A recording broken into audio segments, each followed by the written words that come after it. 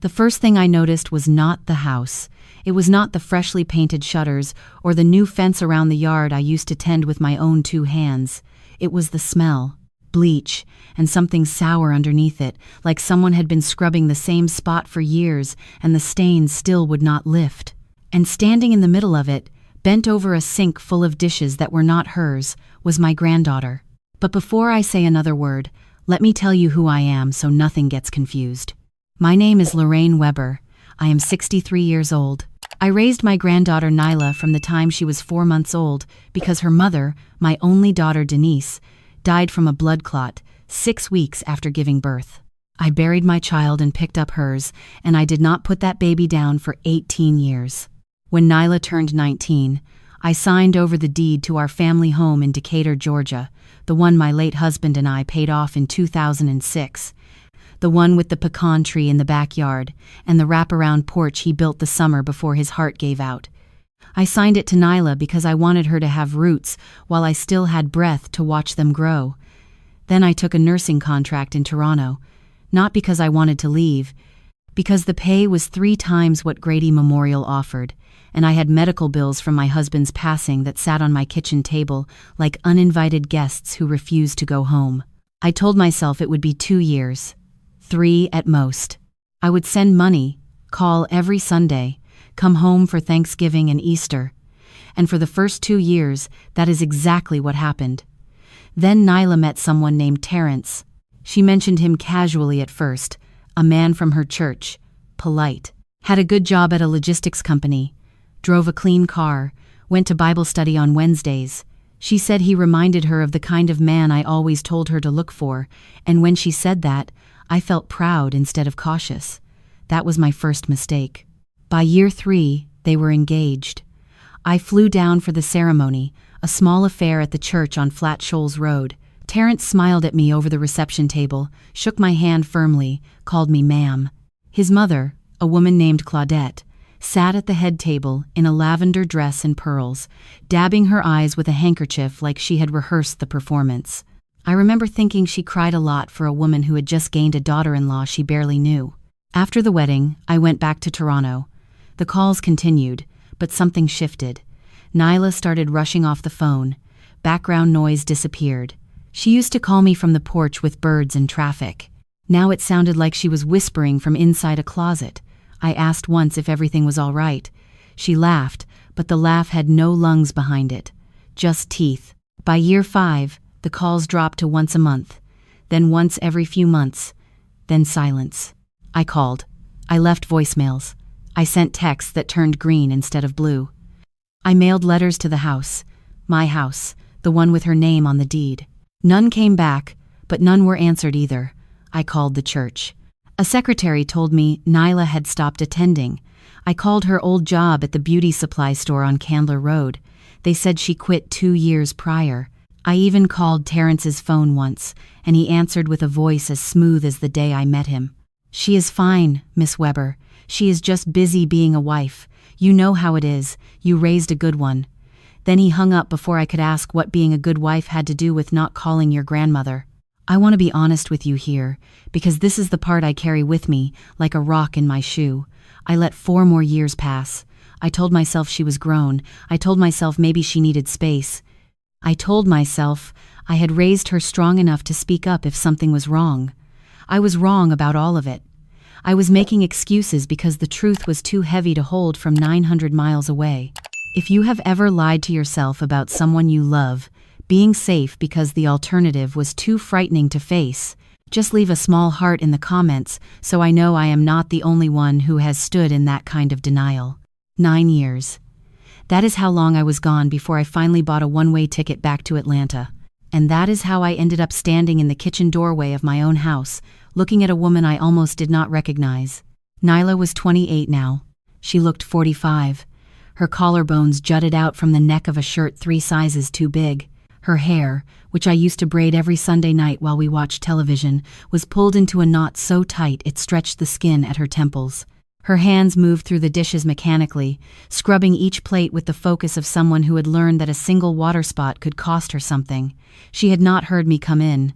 The back door was unlocked, which told me someone in this house did not think she was worth protecting. I set my bag down on the floor, careful not to make noise, not because I was trying to sneak, because I needed one more second to hold myself together before the weight of what I was seeing broke something in me that I could not fix. That is when Claudette walked in from the living room. She was wearing my robe. I know that sounds like a small detail, but it was not. It was a wine-colored silk robe my husband gave me our last Christmas together. I had left it in the master bedroom closet. Now it hung off Claudette's shoulders like she had inherited it along with everything else. She did not see me either. She walked straight to Nyla and tapped the edge of a plate with one lacquered fingernail. "This one still has grease on it. Do it again." Her voice carried the weight of someone who had been giving orders in this house long enough to forget she was a guest. Nyla flinched. Not a startle, not a jump. A flinch. The kind that starts in the spine and works its way out through the shoulders, the kind that only comes from repetition. She took the plate back without a word and began scrubbing it again, knuckles white against the sponge. I stepped forward then, and my shoe caught the edge of my bag. The zipper clinked against the tile. Claudette turned first. Her eyes traveled over me the way you look at someone trying to sell you something at the front door. "Can I help you?" she asked. Those 3 words almost took me off my feet. Can I help you? In my house, to my face, from a woman wearing my dead husband's gift. Nyla turned last. The plate slipped from her hands and cracked against the bottom of the sink. She stared at me, and for a moment, a terrible, airless moment, I thought she was going to ask who I was. But she did not. Her mouth opened and a sound came out that was not a word. It was closer to the noise a person makes when they surface after being held underwater. She knew me. But knowing me frightened her more than not knowing me. Her eyes darted to Claudette, then back to me, then to the hallway behind Claudette, and I understood immediately what she was calculating. She was measuring the cost of this reunion in real time, figuring out what price she would pay for the fact that I was standing here. I did not wait for anyone to invite me further inside. I walked past Claudette, who stepped aside like the movement surprised her, and I went straight to Nyla. Up close, the details landed harder. A faded bruise along her jawline, half hidden by the oversized collar, a scar on her forearm, thin and deliberate, the kind that comes from something sharper than an accident. Her cuticles were raw, her lips were cracked. She smelled like dish soap and exhaustion. "Nyla," I said. My voice almost held. She shook her head quickly, small, tight movements. "Grandma, you cannot be here, please. If he comes home and you are here without him knowing, it will be bad. Please just go." The words came out fast and flat, like she had practiced them in a mirror for exactly this scenario, like she had imagined me coming back and rehearsed the speech that would make me leave again so nobody got hurt. I reached for her hand. She pulled away like my touch was electric, not because she did not want it, because she had been trained to believe that comfort was a trap. Behind me, Claudette cleared her throat. "I do not know who you are," she said, "but you need to leave before my son gets home." I turned slowly, giving myself the time I needed to lock every piece of rage behind a door I could open later. "I know exactly who I am," I said. "My name is on the original deed of this house. My name is on the water bill you have been drinking from.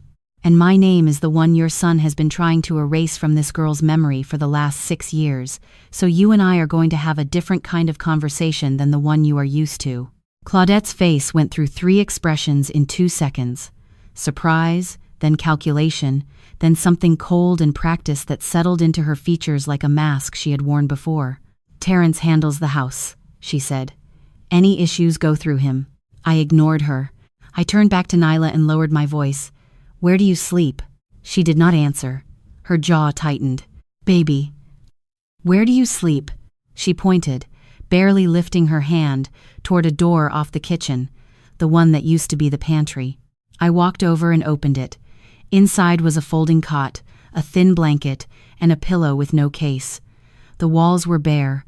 A single bulb hung from the ceiling, no shade. On the floor beside the cot was a plastic bin with a few pieces of clothing folded neatly inside.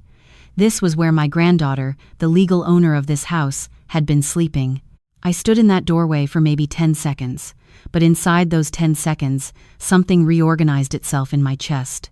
The guilt, the grief, the rage, All of it shifted into a formation I recognized from decades of surviving things that should have ended me. I pulled out my phone, scrolled to a number I had saved 4 years ago when I first started losing sleep about the silence, and pressed call. A man answered on the second ring. I spoke 5 words. "Bring the safety file now." Claudette heard me. She tilted her head. "What file?" she asked, suspicion edging into her voice for the first time. I did not answer her. I ended the call and looked at Nyla. "How long since you left this house?" Nyla's eyes dropped. "He took my license. He said I did not need it because he drives everywhere. Then he said the car was in his name, then the bank account, then the phone plan." She listed them like items on a grocery receipt, each one ordinary in isolation, suffocating as a sequence. I felt the floor tilt under me. "And the house?" I asked. "The deed I signed to you?" She swallowed hard. "He had me sign something. He said it was for the insurance. But afterward, Claudette moved in. He changed the locks. He told me the house was restructured under a family trust and I was still on it, just not the way I used to be. I did not understand the paperwork. I just signed where he pointed. If you are listening to me right now and you have ever trusted someone with a pen who handed you a cage instead of a contract, just drop a small heart in the comments so I know this is not just my family's wound." The front door opened 40 minutes later, and Terrence walked in carrying a bag of takeout like it was a normal Tuesday. He was taller than I remembered. Broader. He had the kind of walk that men develop when no one in their house challenges them, wide steps, heavy heels, every footfall announcing ownership. He saw me before he saw anything else. His face did not change the way a guilty man's face changes. It stayed pleasant, controlled. "Miss Weber," he said, setting the food on the counter like I was expected company. "When did you get into town?" The ease of it made my skin crawl. He was not surprised. He was performing. Before I could respond, there was a knock at the door. Terrence frowned. He was not used to knocks he had not scheduled. He walked to the front and opened it. Standing on the porch was a man in a gray suit carrying a leather folder. "My name is Martin Cross," the man said. "I am an attorney representing Lorraine Weber and acting on behalf of Nyla Weber Hines in matters related to this property and associated financial instruments. I have a few documents that require your immediate attention." Terrence's smile slipped. "Not much. Just enough." Martin stepped inside without being invited, the way lawyers do when they already know the house belongs to their client. He opened the folder on the dining room table and began laying out papers one by one.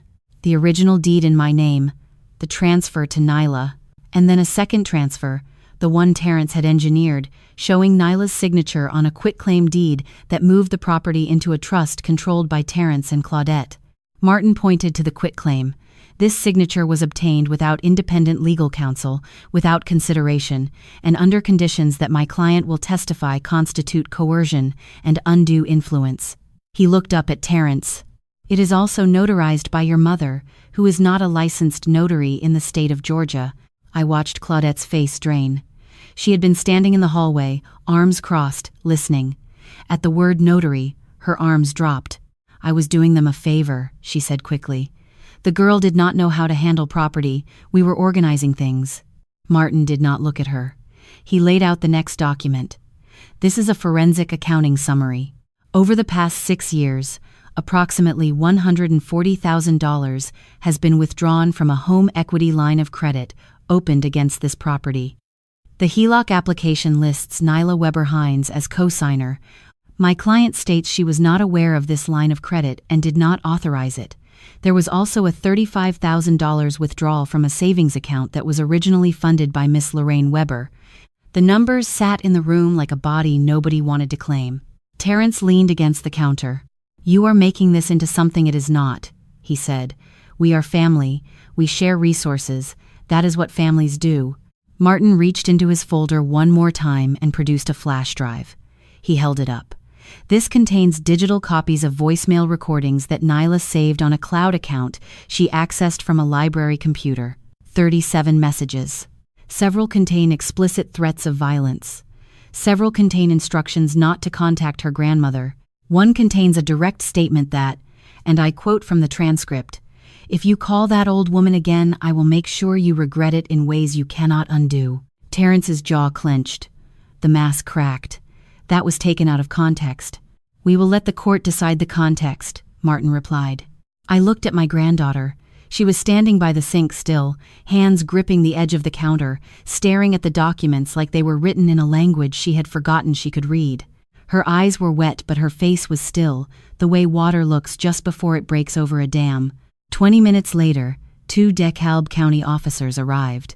Martin had filed the reports before he ever walked through that door. The safety file was not just documents. It was 4 years of preparation. Bank records I had subpoenaed through a Georgia attorney. The voicemails Nyla had secretly saved.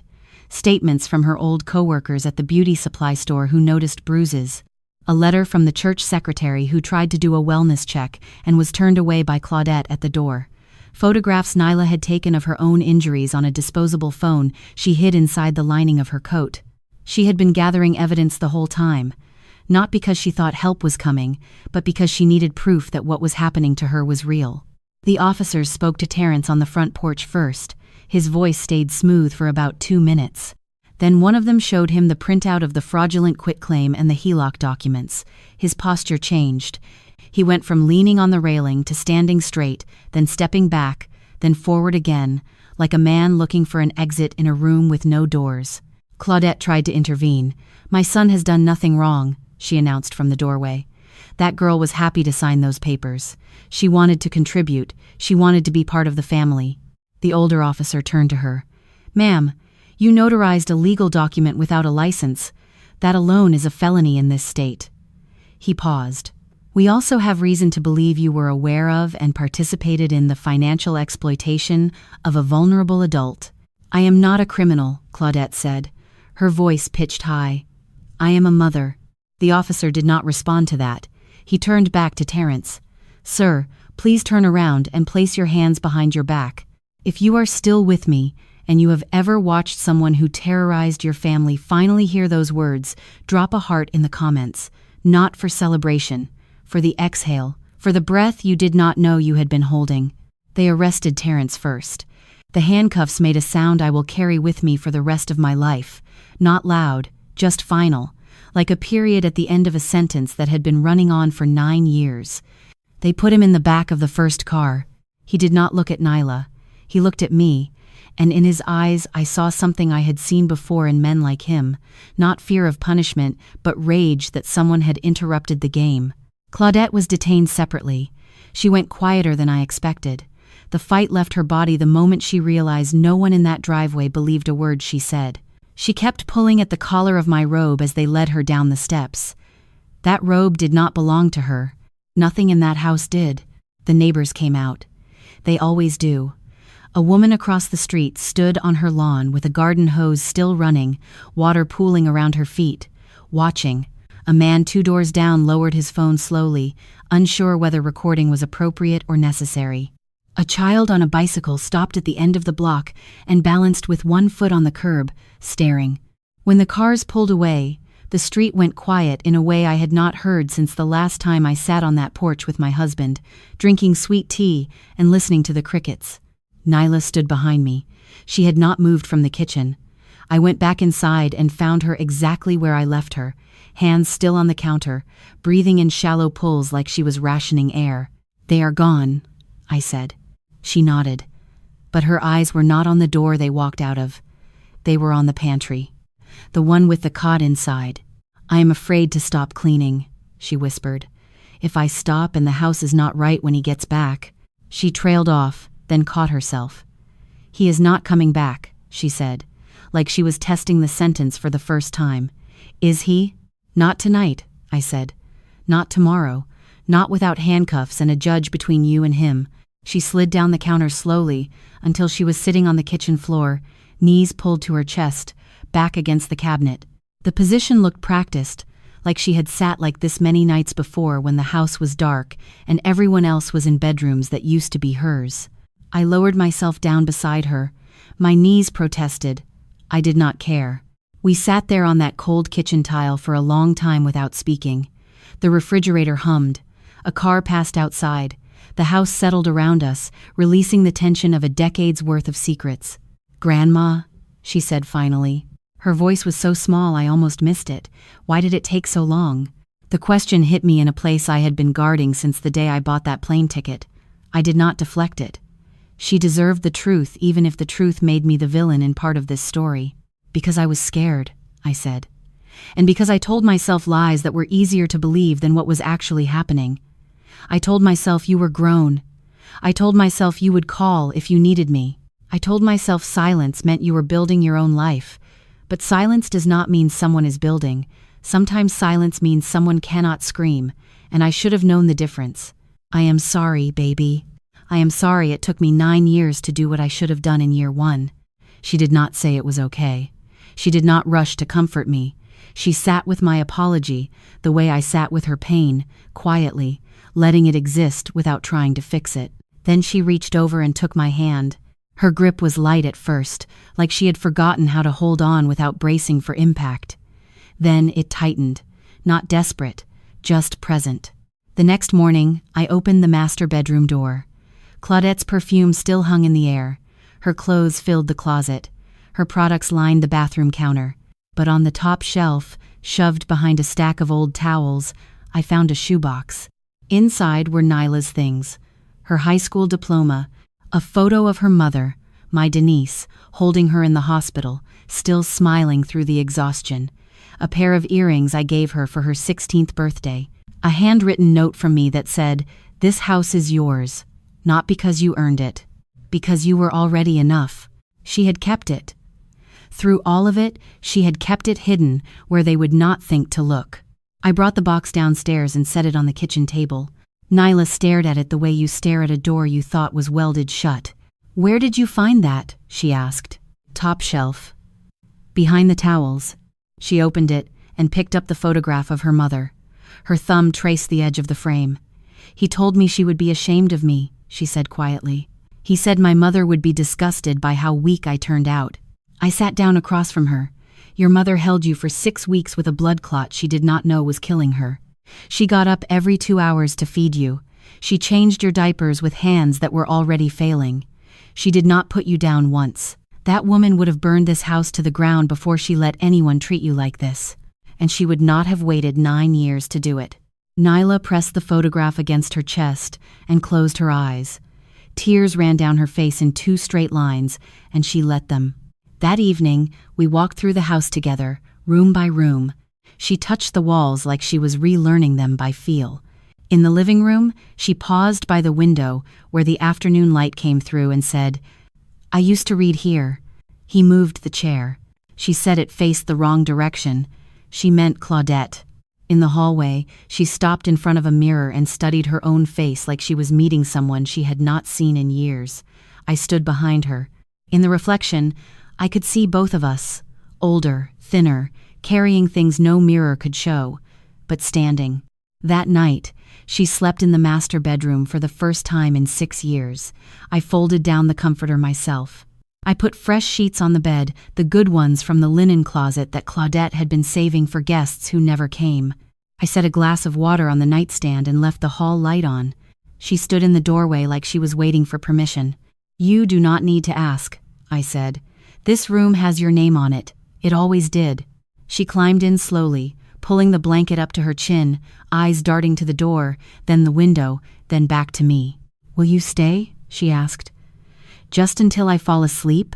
I pulled the chair from the corner and sat beside the bed. I did not hold her hand. I did not stroke her hair. I just sat there, present, the way I should have been sitting for 9 years. Her breathing slowed, her shoulders dropped. The lines around her eyes softened for the first time since I arrived. Just before she drifted off, she whispered something into the pillow. I leaned closer to hear it. I kept the note. "Grandma. I read it every night they let me be alone. It is the only reason I remembered I was a person." I sat in that chair until the sun came up. I did not sleep. I did not need to. My granddaughter was in her own bed, in her own house, behind a door she could lock from the inside. And I was exactly where I should have been all along, standing guard,